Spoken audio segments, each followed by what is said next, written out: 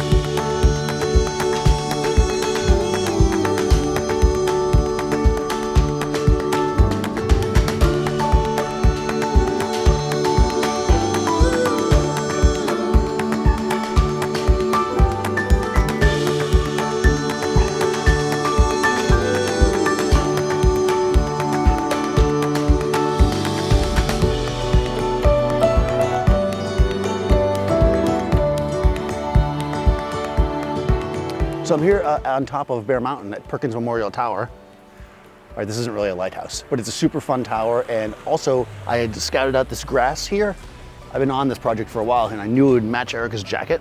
So we came up here, we had to do it. But to get like the nice subtle kind of fun colors, it's actually all the kind of muted browns. I'm using the brand new film simulation, which is the classic negative.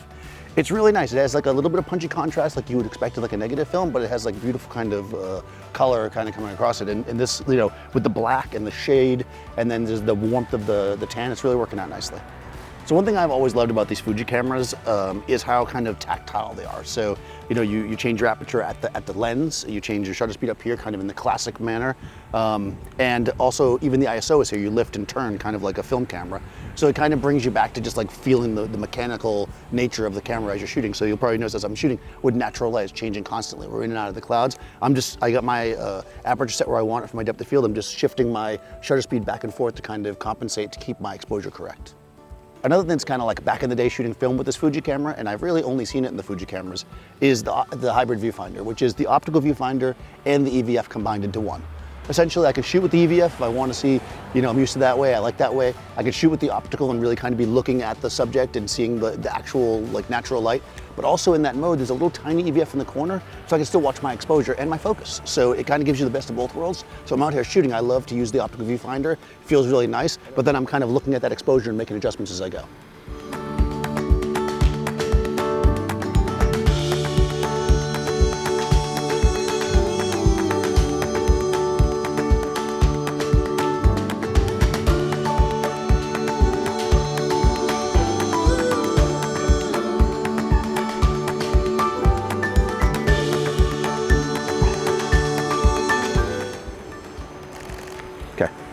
All right, we just shot about 8,000 trillion pictures. This camera shoots crazy fast. Let me turn that back off.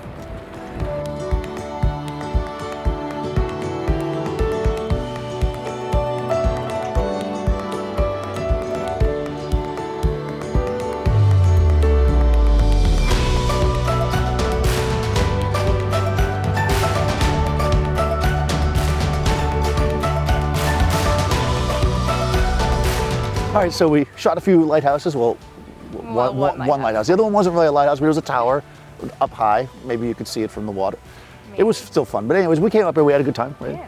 Yeah. Nice fall day. This camera, just as I predicted, it was the perfect choice for me. Small, all the features I need, great lenses. It's 26 megapixels. If you guys don't know, it uses the X-Trans sensor, so it's a pro camera. It's just very small and it feels like you're just kind of walking around with nothing over your shoulder and you're able to kind of make the shots you want to make without being intrusive. So one of my favorite things about all these Fuji cameras has been the film simulations, and we're using the new one today, the Pro Negative, which I was actually really loving.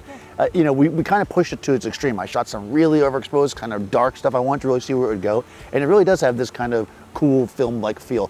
But if you're out there shooting and you use that, and let's say you decide later you want something else, remember these are raw files, so I'm shooting with it too, so I can process them even in the camera. Even if I want to shoot them over to Erica right away, I can go in there and change it to any of the film simulations. So you can see that, like right here on the back has this cool little screen to tell you which one you're using, and you can just flip through them and see all the different ones. Like you've got your various chromes and negative type films that were classic in the Fuji, film stocks.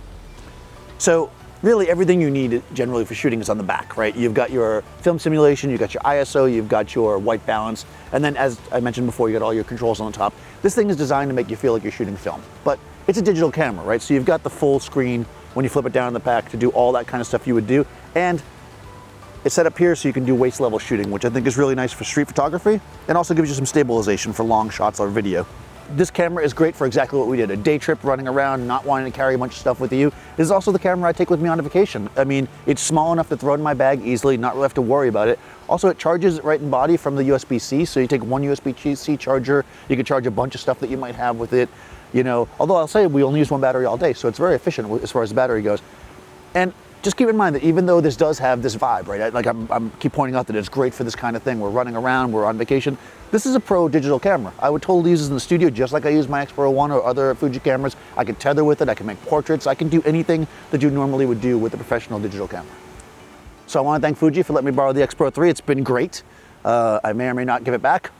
We'll see, right? I'll put our information in the description. Please follow us on social, subscribe to Adorama TV, ring the bell so you get notification for new videos, and I'll see you next time.